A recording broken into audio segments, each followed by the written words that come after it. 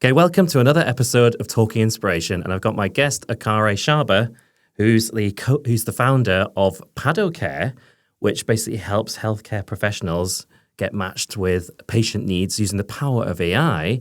And he's also the host of a Monday morning inspiration on LinkedIn as well to just empower you for the week. So welcome. Thank you for having me, Peter. Why don't you tell me a little bit about yourself?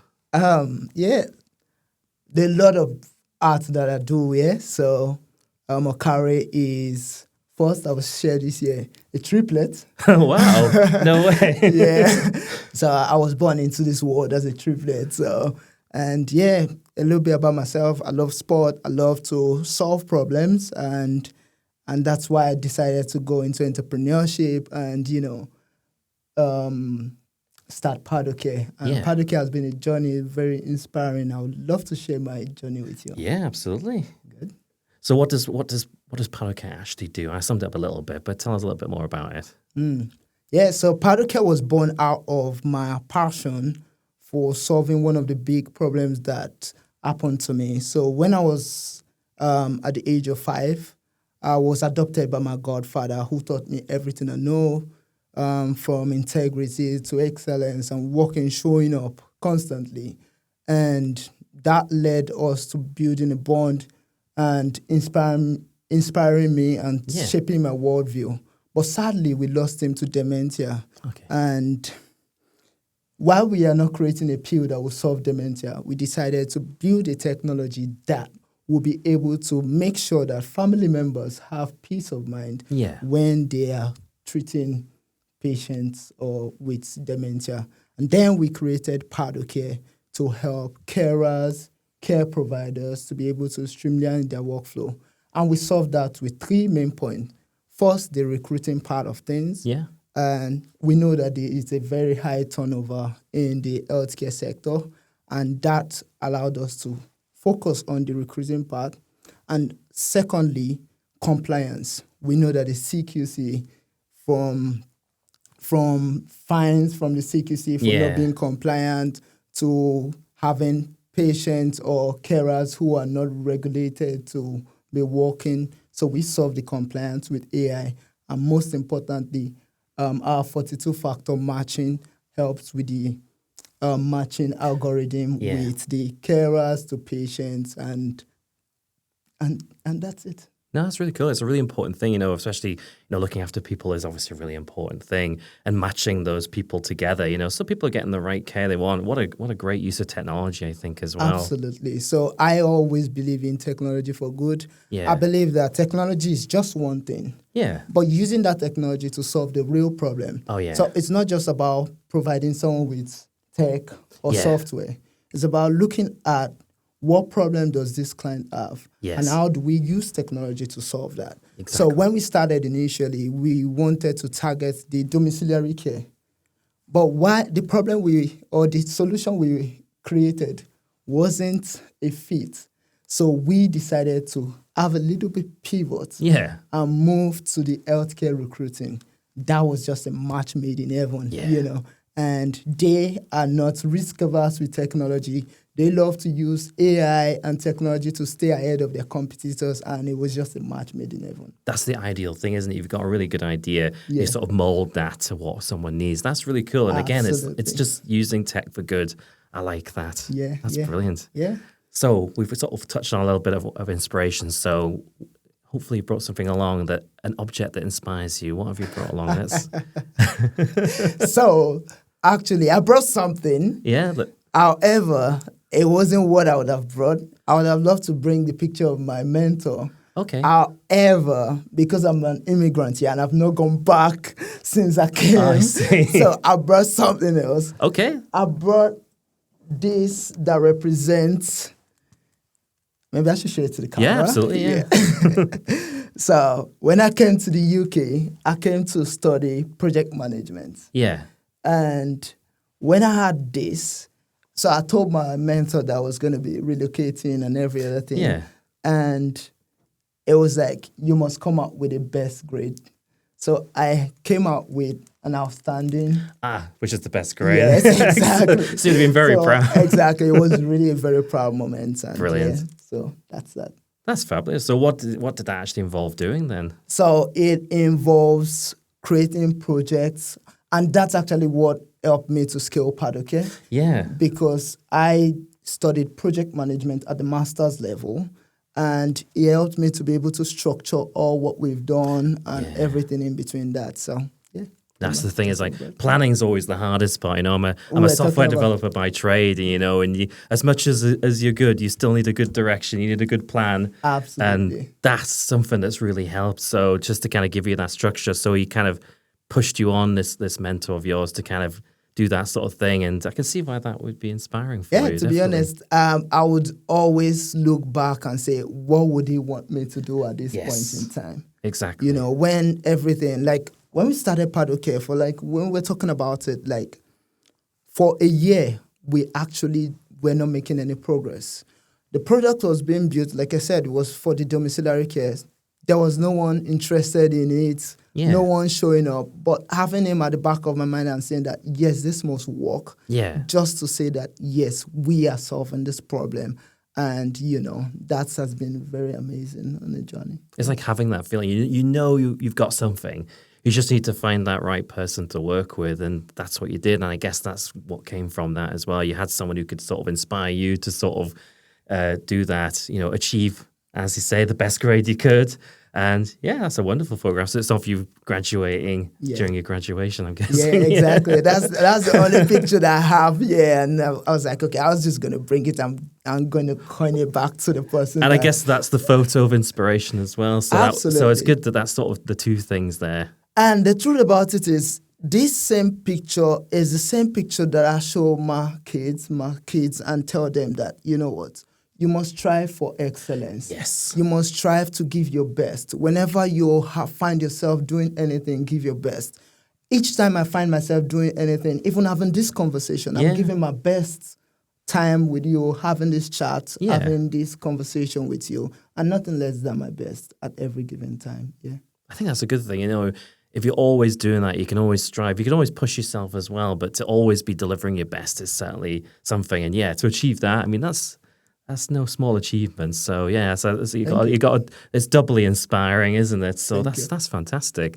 So the kind of things where you might find inspiration, has there ever been like any kind of dinner or occasion where you've been out and about and you found a moment of inspiration? Has there been anything like that you've experienced? Yeah, I think I joined the Sunderland University Startup Incubator Program.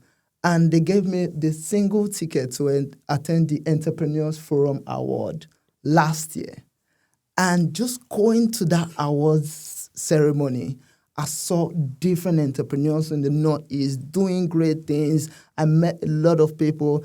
I saw different people who were really inspiring. And that was when I realized that, for me to be able to get to this level, I need to have a turnover of 250,000 pounds. So that was an inspiration for me. It was like, Padocare, we need to get to this level where we can get to this place. So my goal immediately was like 250,000 pounds. And then later on, I met Amar Mirza, and then it was starting a new venture with the ISS Airview. And to get in there, you need £1 million to get that. And I was like, okay, Padocare, we need to even go even higher. We need to get to £1 million. So far more than numbers is more about the impact. Yeah. So, like today, I was at an event before coming here, and I spoke with one of my clients, and you could see the joy in their face just using Padocare. Yeah. And then you know that, yes, far more than the numbers or the turnover at the end of the day, it's about the impact that we're making. Yeah. That's really good. It's like seeing that difference face to face. You know, the numbers are everything great and all, but the impact you're having on someone, even just one person, if you've just made one person's life easier, you know, you've changed, a patient may find a better match. You know, there might be a better path for them because of something that you've done. That's pretty inspirational, to be honest. And it's such a noble endeavor, any kind of care, I suppose, and just to been able to deliver that solution and using technology to enable that, but to just kind of see the reaction of people who use your product and the delight, I guess that must be quite nice. Absolutely. There are a lot of things that are not even captured on camera, and not everything is captured on camera, but the amount of impact that we make even off camera is what really is inspiring. I decided to go on a journey on social media, as you know, like on LinkedIn. So when I started this business, I was like, our CV will be replaced in the near future.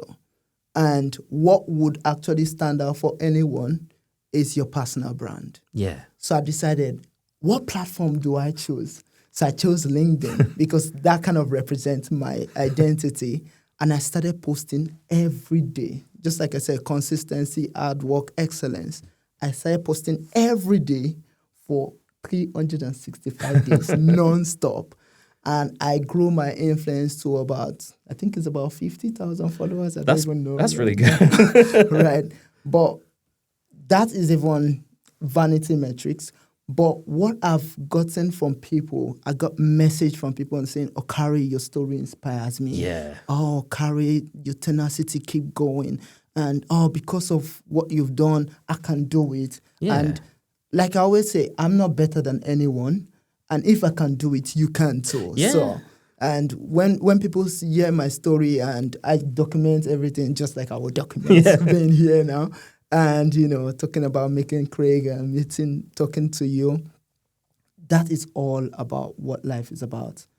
Having impact, influencing someone to make a better decision and have a better life. And that's all about it. It's like leaving the world a better place. Absolutely. Because you're doing something like this, isn't it?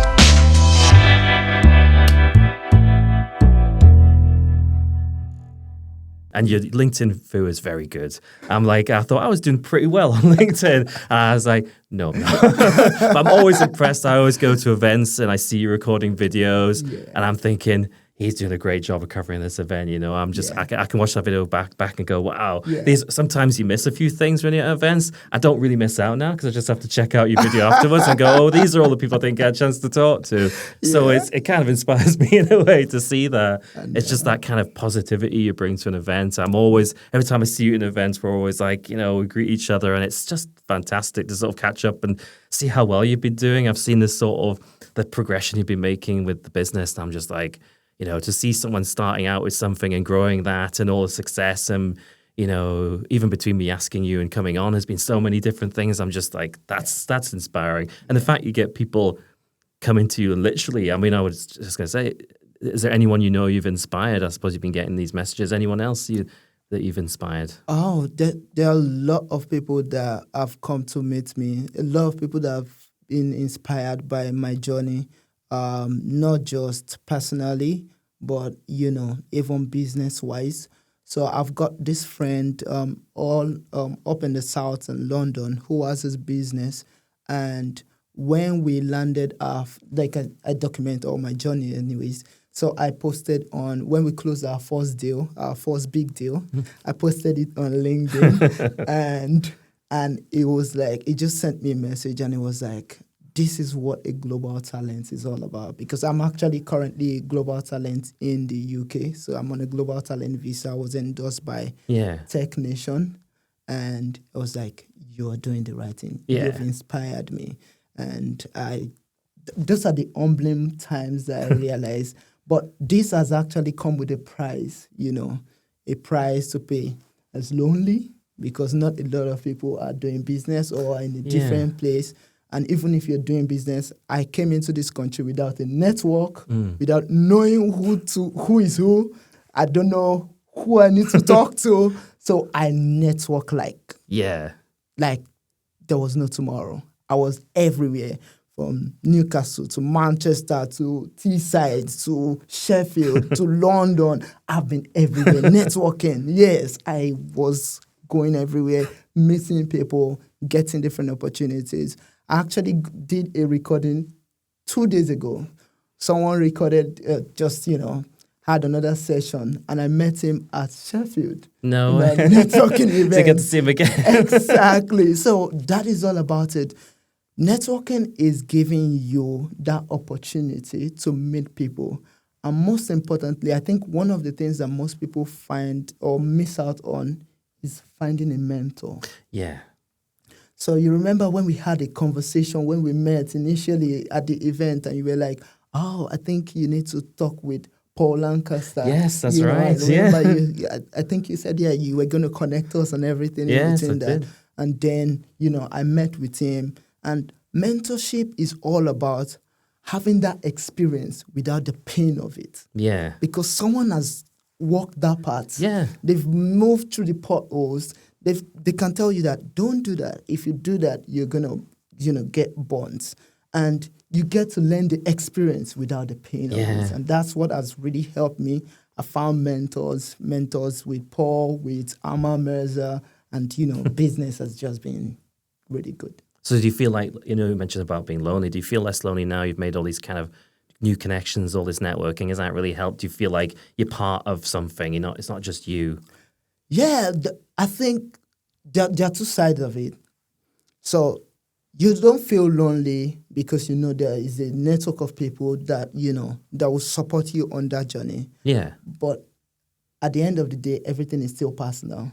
So even if you go to that networking event, you still get back home. You'll still be alone. And it's in those lonely times that you actually grow. Yeah. It's not when you go out in the open. So for instance, I'm here now having a talk. Yeah. I am giving out. Yeah. It is in the lonely time that you build.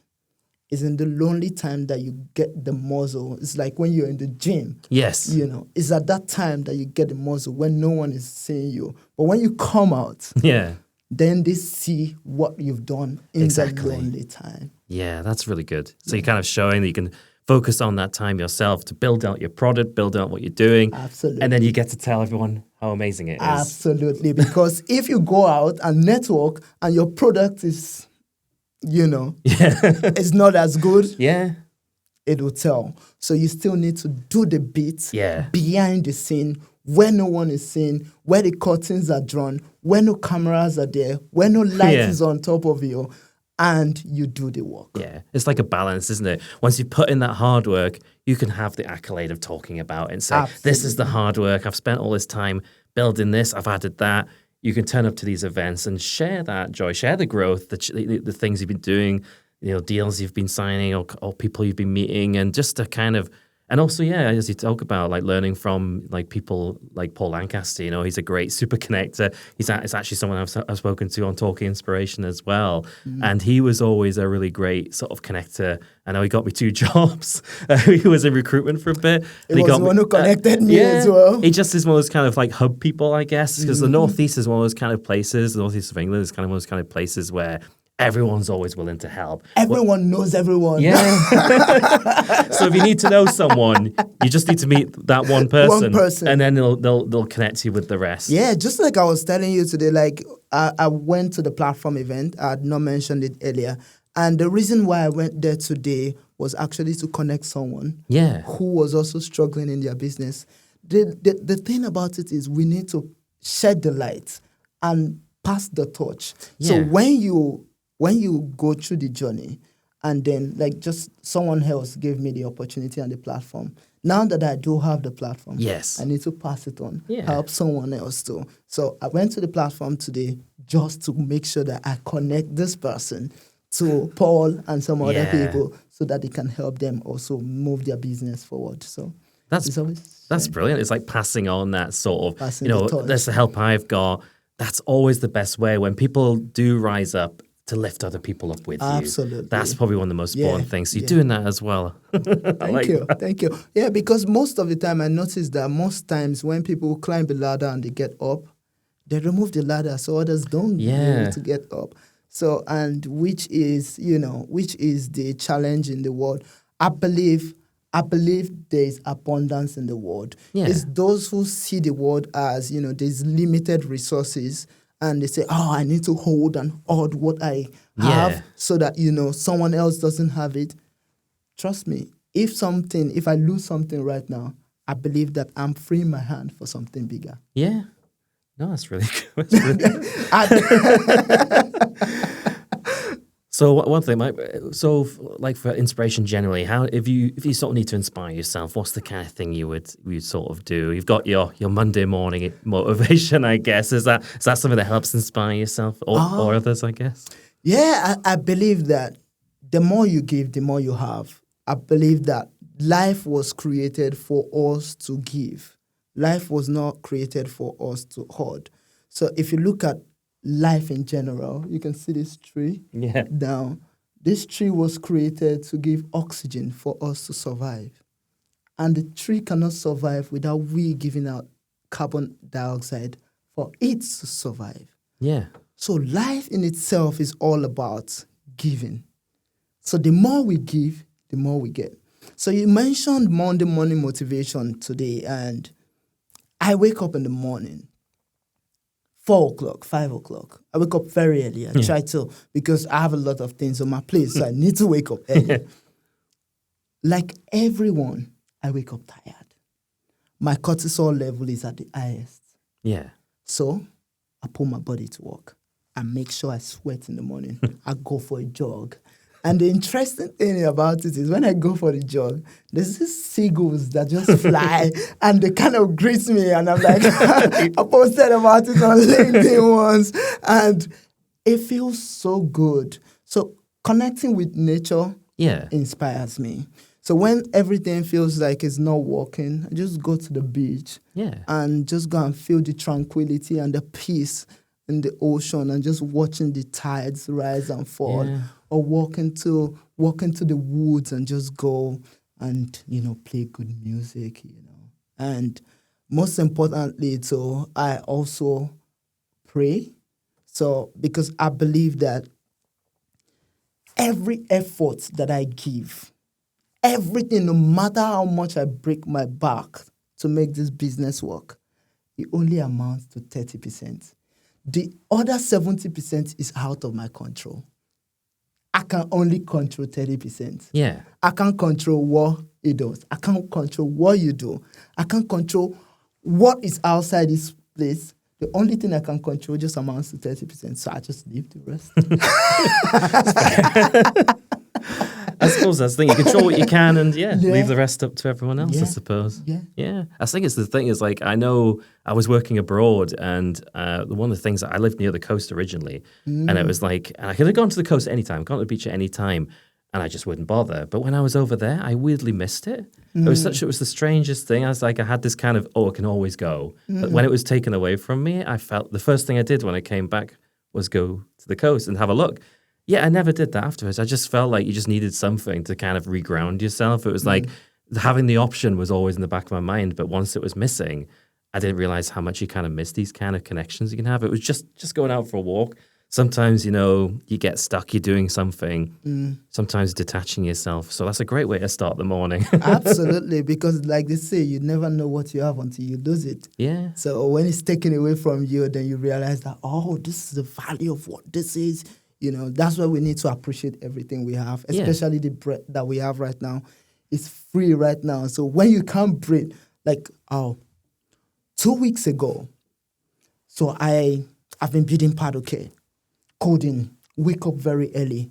I also am part of the development team because we have a small team. Yeah. So I have to code into the night, wake up early, sleep late, wake up early, sleep late, work on all the things, the AI, make sure that everything is working. Yeah. Guess what? One day, I've sat down for so long, I think I bent down. I sprained my back because I've been sitting down for so long trying to work. And then I realized that we take for granted being able to sit down. The pain that I took in breath like this. I could feel all my lungs. I could feel the pain. And then I realized that, wow, we take for granted all the things we have. We're breathing easily. We're breathing freely now. Yeah. When it's taken from us and you need to breathe and you need something to breathe, you realize that, So that's why we need to appreciate all what we have. Exactly. Because when something's missing like that, we're just missing going to the seaside or whatever, it just was one of those things I took for granted. And once it was taken away from me, it's such a simple thing. I was surprised. I was like, I was not really like that.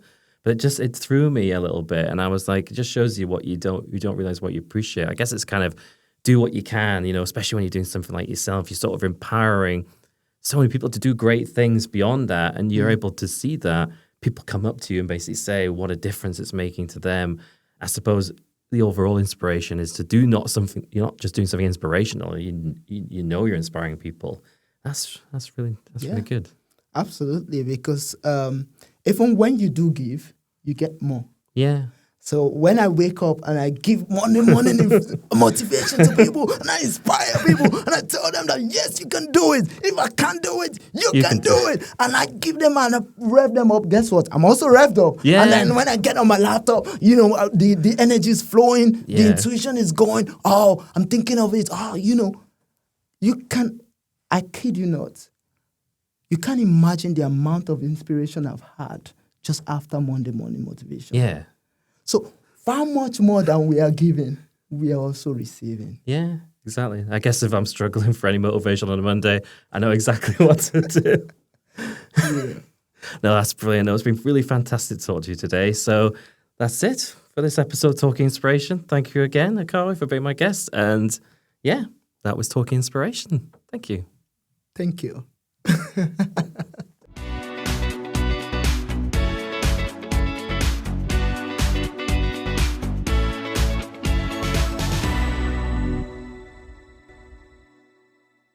Niltoni Broadcast Network, NBN. Popcorn for your ears.